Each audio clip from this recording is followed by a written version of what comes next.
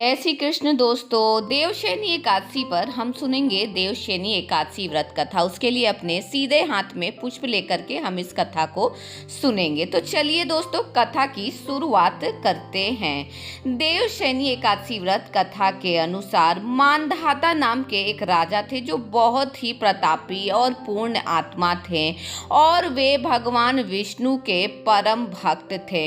हर समय वे भगवान विष्णु की पूजा में मग्न रहते थे। उनकी प्रजा भी उनसे बहुत ही खुश रहती थी और संतुष्ट रहती थी। एक समय की बात है, मानधाता राजा के राज्य में सूखा पड़ जाता है। 3 वर्षों तक वर्षा नहीं आती है।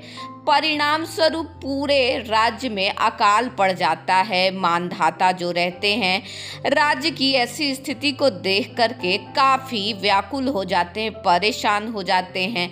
प्रजा जो रहती है वे भी काफ़ी परेशान हो जाती है, व्याकुल सी हो जाती है। पूरे राज्य में हाहाकार की स्थिति उत्पन्न हो जाती है।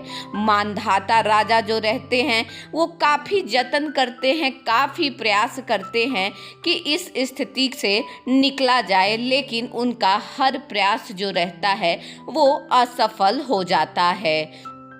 ऐसे में मानधाता राजा जो रहते हैं वे जंगल की तरफ अपनी समस्या का समाधान ढूंढने निकल पड़ते हैं। जंगल की तरफ जाते हुए उन्हें एक वहाँ पर आश्रम दिखता है। आश्रम में जाते हैं तो वहाँ पर उनकी भेंट ब्रह्मा जी के पुत्र अंगिरा ऋषि से होती है। अंगिरा ऋषि से जब मानधाता मिलते हैं तो उन्हें ऐसा विश्वास हो जाता है कि अंगिरा ऋषि उनके समस्याओं का समाधान जरूर निकालेंगे। वे अंगिरा ऋषि के चरणों में गिर जाते हैं और अपनी समस्या को उनके समक्ष प्रकट करते हैं। अंगिरा ऋषि जो रहते हैं वे उन्हें बताते हैं कि तुम आषाढ़ की शुक्ल पक्ष की देवशयनी एकादशी को करना। इस एकादशी के प्रभाव से तुम्हारी समस्याओं का समाधान हो जाएगा।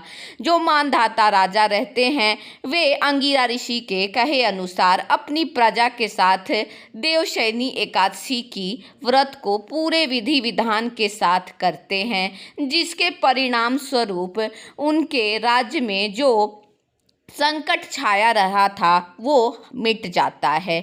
अकाल की स्थिति जो हो रखी थी वो मिट जाती है। वर्षा होने लगती है, चहुं ओर हरियाली ही छा जाती है। परिणाम स्वरूप पूरा राज्य खुशहाली से भर जाता है, खेत लहलहा उठते हैं। इस प्रकार से कथा यहाँ पर समाप्त होती है। कथा समाप्त होने के बाद जो हमने दाएं हाथ में पुष्प लिया था वो पुष्प हम भगवान श्री हरि के चरणों में समर्पित कर देंगे।